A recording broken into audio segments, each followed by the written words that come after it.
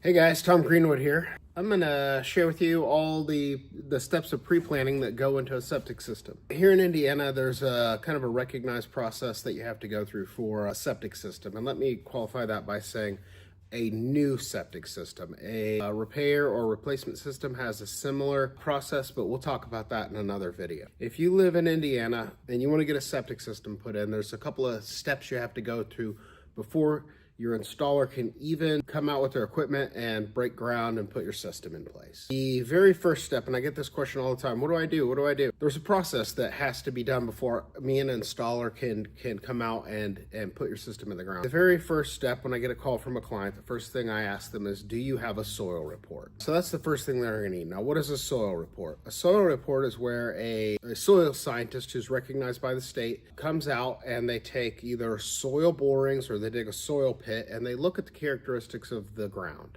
And that's going to tell them a few things. It's going to tell them the soil loading rate, or how much water the ground can take and effectively move through it. And it's going to tell them any limiting layers that's going to affect the depth of the system and the type of system that can go in that area. And then they're going to see a whole bunch of other stuff about the soil that's really not I don't understand it. I don't really work off of soil reports, because ultimately the next thing that happens is after they come out, they do their soil testing either through boring or through digging soil pits, is they take it and they write up a report.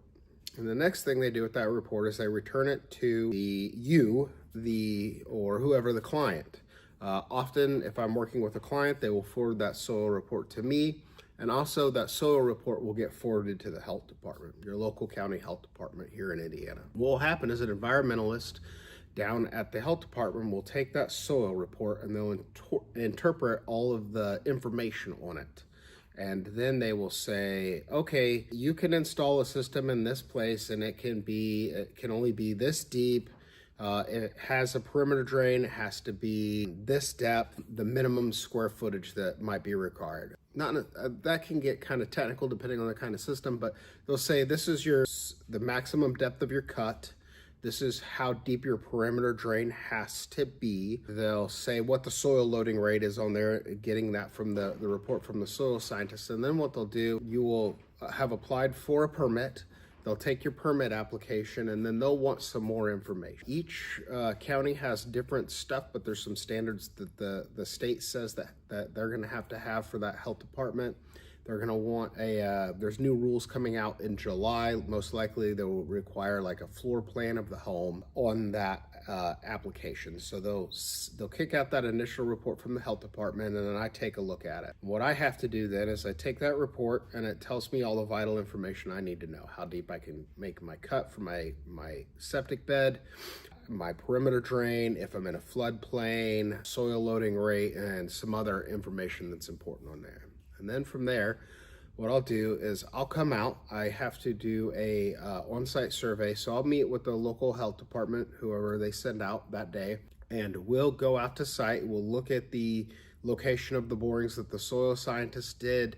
We'll talk about what my plan is for an install, where I think I'm going to put the tank, how long I think the bed's going to be, any other important information that needs to be discussed. And then the health department usually goes away, and at that point I get out a laser. I get out a rotary laser, a couple of long tape measures that I have. I just go through my initial design. I want my bed to be as long and as narrow as possible. That's what the recommendations are in the state, but many sites are restricted in length, so that comes into the metric. But I'll go out there and I'll start measuring and doing the math and using all the design criteria, lay out a system. And I'll take all of that information and what the homeowner needs and the topography and the location of the home or the proposed home, everything that I need to know, and I'll go through my own set of criteria for designing, thinking about in the future, where's the home going to be, how's the system going to fit, how am I going to get all the materials on site, how am I going to lay everything out, is the system going to be a gravity fed system,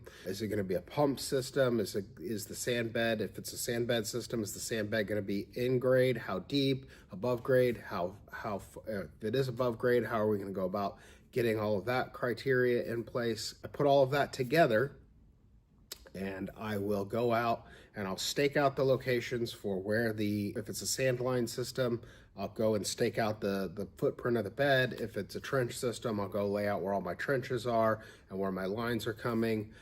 Any other parts and pieces that will go into it, I'll shoot grade and figure out where if it has a perimeter drain, where that perimeter drain has to daylight, what that actual shape of that perimeter drain is, making sure that I stay back off of mandatory setbacks. Like I have to be so many feet from a wellhead, I have to be so many feet from a stream, pressurized water. There's a whole bunch of criteria that the state sets out in a Rule 410. Using all of those mandatory setbacks from the state, the site-specific stuff, the information that I've got from the health department, I will then lay out the system on site, make sure that everything fits, record all of that information in a notebook, and then I go home. I'm old school pen and paper, so I get out a piece of graph paper, I draw up the footprint of the bed, location of the home, all the criteria that the health department requires me to put on their permit. I'll take all of that information, draw a side view of the system itself, label all the components, just put all the information that the health department's gonna need so that they can then take that, they'll take it and review it, say, yep, good job, Tom, you gave us every single bit of information we need, here's your permit. Or they'll say, we like your design, we think your design is good, but it's missing a couple of things, or we want to see a couple of things on it, this, and this. And those are very specific to each job. The amount of information that needs to be on there can be very simple. It might be 2 pages, sometimes it's 4, 5, or 6. But I get all of that information together, and then I take that packet, that design, and I submit it to the health department. They review it. They say, oh, good job, everything's here. They issue basically like a permit for construction. Then I begin construction. Normally the health department will want to come out. They'll want to see the excavation before, if it's a sand line system, they'll want to see the excavation before the sand goes in the hole. If it's a trench system, they'll want to see the bottom of the trenches. So there are other systems out there that they might want to see different things. They will then verify that the bed is correct and dug correctly. Excuse me, I forgot one important part.